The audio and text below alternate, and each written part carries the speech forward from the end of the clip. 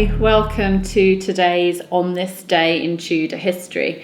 I'm Claire Ridgway. I'm founder of the Anne Boleyn Files website and also the Tudor Society website, and I'm author of this book, On This Day in Tudor History, which has served as the inspiration of this series of videos. If you haven't seen one of these videos before, there are lots of them. I started on the 1st of January and I'm doing the whole of 2019 with a video each day sharing births, deaths, marriages, battles, executions, you name it, events that happened in the Tudor period. Now, today's On This Day in Tudor History event actually didn't take place in the Tudor period.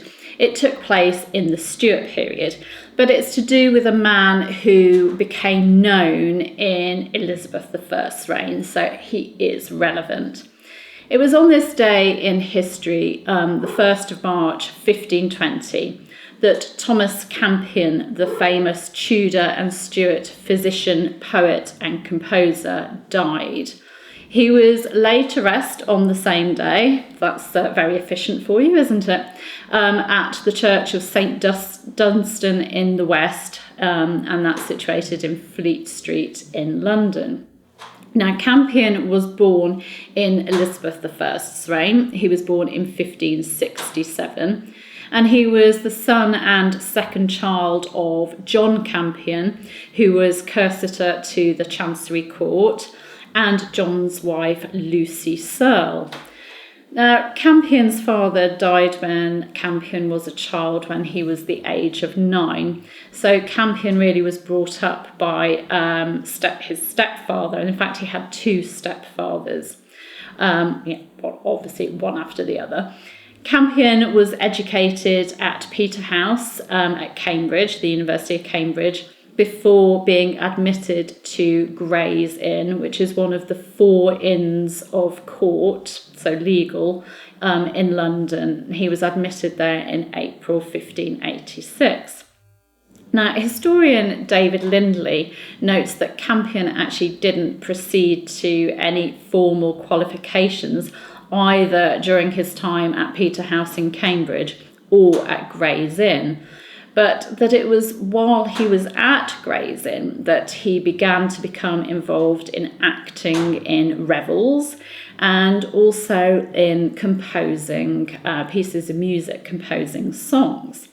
He published his first major work, Poemata, which is a collection of Latin panegyrics, elegies and epigrams, in 1595.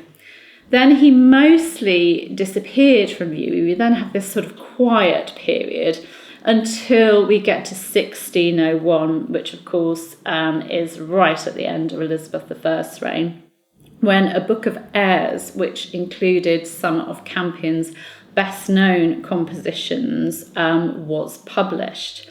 Now, he's got lots of works that he did. His other works include the 1602 Observations in the Art of English Poesie, the 1613 The Lord's Masque, which celebrated the marriage of Princess Elizabeth, who was the daughter of King James I, the monarch after Elizabeth I.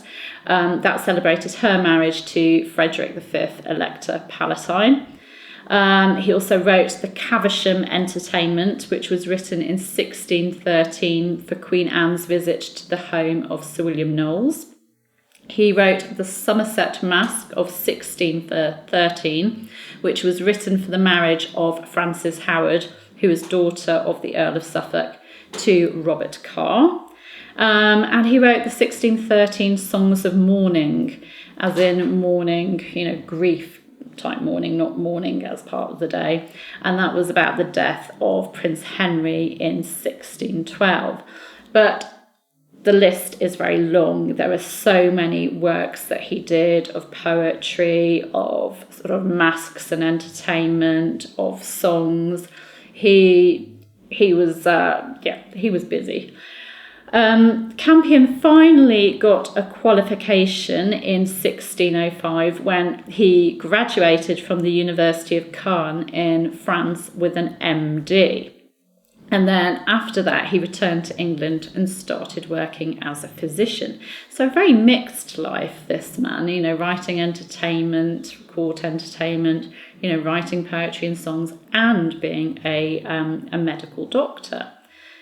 Now, in 1615, he became embroiled in a bit of scandal. This was the scandal that was surrounding the poisoning of Sir Thomas Overbury in the Tower of London. Now, Sir Thomas Overbury was allegedly poisoned at the behest of Francis Howard and Robert Carr. And Campion was questioned about his involvement in the appointment of Sir Gervase Helwyth, who was Lieutenant of the Tower of London, and he got that position following the removal of the preceding lieutenant, Sir William Wade. Now, Helwyth was implicated in the murder of Sir Thomas Overbury, along with jailer Richard Weston, who was a former servant of Francis Howard and Robert Carr. But fortunately for Campion, although he was questioned about, his involvement in it, no evidence was found against him and he was released. Now, there's other people who weren't so lucky. So Gervase Helwyth and two accomplices were hanged, and Carr and Howard were imprisoned in the Tower of London. So Campion had a very lucky escape there. Now, as I said, Campion died, and the bells are ringing out for him dying there. I love it when the bells ring out at these good times. Campion died on the 1st of March 1620, and his cause of death is unknown. It obviously wasn't suspicious at all because he was buried on that same day.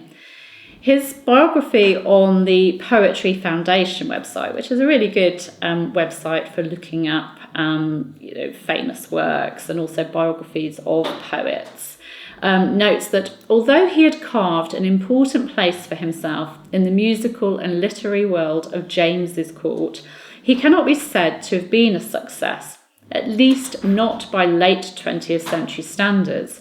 And it goes on to say, with 6 collections of songs in print, 3 masques presented at court and their descriptions published, and an apparently adequate midlife career as a physician, Campion was able to leave only £23 to his longtime friend and collaborator, Philip Rossiter. And that just seems so sad when you actually read the list of works that Campion was involved with. And, we know his name today, and yet he seems to have ended his life with not a lot of money, not a lot to see for, his works. I'm going to share with you in the description below this video, I'm actually going to share with you some YouTube videos of Campion's compositions and also his poetry, so that we can at least enjoy the work of this man who seems to have had a little bit of a sad and disappointing end.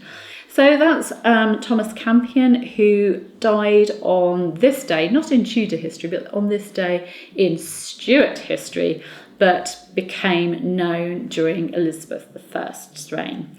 Do join me tomorrow for another video. You can, of course, subscribe by pressing that button that's just around there sometime. Also, give the video a like if you've enjoyed this video, and do leave comments as well. I love reading your comments, and you can hit the bell as well for notifications. I will see you very soon. Bye-bye.